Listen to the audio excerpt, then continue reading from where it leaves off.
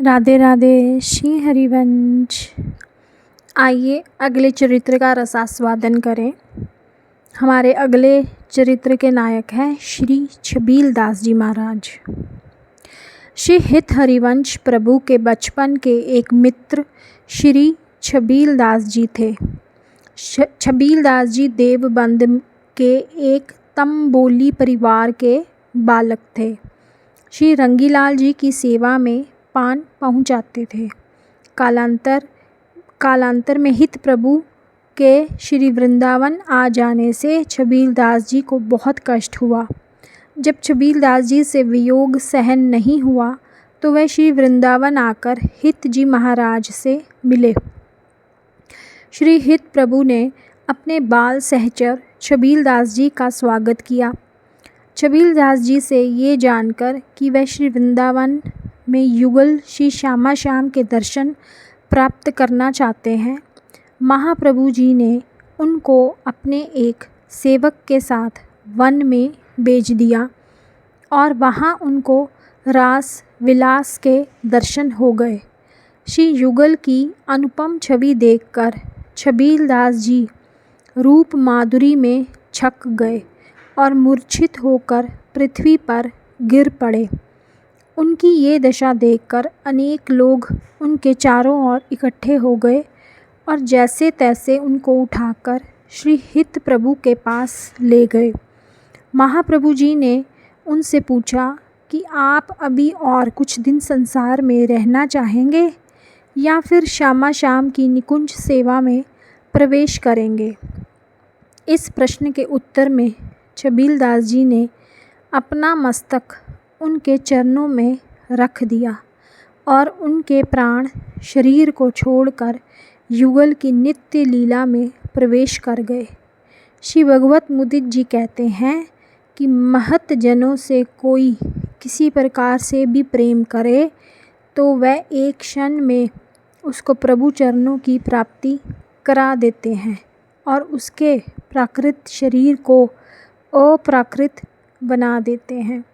ये चरित्र बस इतना ही है, यहीं समाप्त है। एक और चरित्र का रसास्वादन करेंगे। इस चरित्र का शीर्षक है श्री नाहरमल जी। भगवत मुदित जी कहते हैं कि नाहरमल जी ने देववन से आकर श्री वृंदावन में वास किया था और यहाँ श्री हरिवंश महाप्रभु के प्रताप से युगल के रास विलास का दर्शन किया था।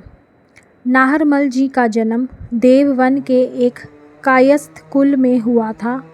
श्री हरिवंश को गुरु बनाने के बाद उनके संपूर्ण शुभ और अशुभ नष्ट हो गए थे। श्री राधा वल्लभ लाल से उन्होंने बड़ी निस्वार्थ प्रीति की और जगत प्रपंच से वे सदा दूर रहे। गृहस्थ के सारे कार्य वे प्रभु के मान कर करते थे, अतः हानि लाभ का उन पर कोई प्रभाव नहीं था।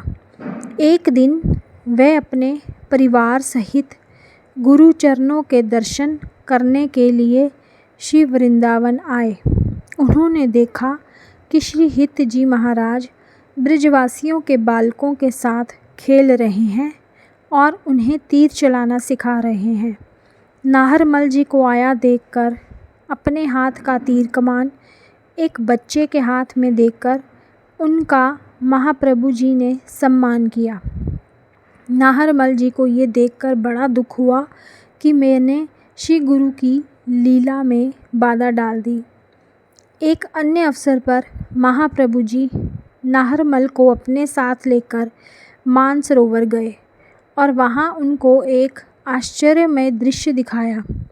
जब नाहरमल जी ने सरोवर के जल में स्नान करने के लिए प्रवेश किया तो देखा कि अनेक रूपवती सहचरियाँ वहाँ स्नान कर रही हैं, किंतु जब वे जल से बाहर आए तो उन्होंने अपने गुरुदेव को सरोवर के तट पर अकेले बैठे देखा।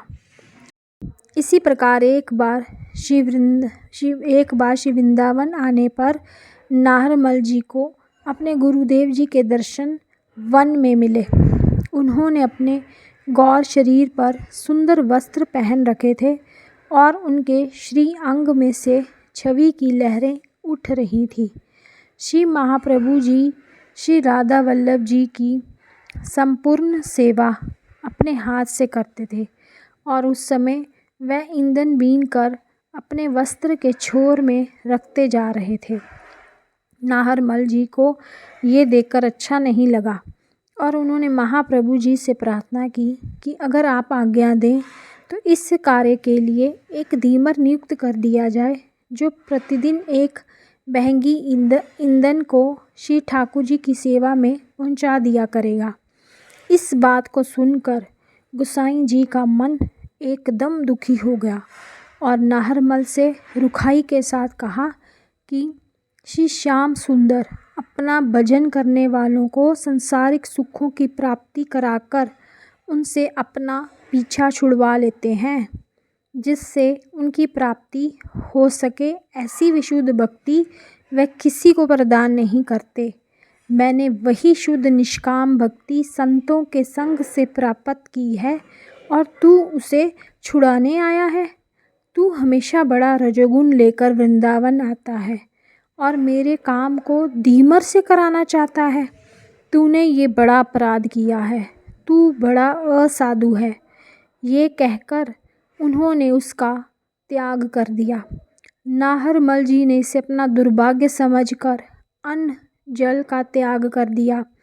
नाहरमल को अत्यंत दुखी देखकर श्री राधा रानी ने हित जी महाराज जी से कहा कि नाहरमल निरपराध है। श्री प्रिया जी की आज्ञा पाकर श्री हित जी महाराज ने पत्र लिखकर नाहरमल जी को वृंदावन बुलाया और उनका अपराध क्षमा करके उन्हें श्री वृंदावन में ही बसा लिया। ये चरित्र भी यहीं समाप्त है। कल हम फिर से एक और चरित्र करेंगे। तब तक के लिए राधे राधे। श्री हरिवंश।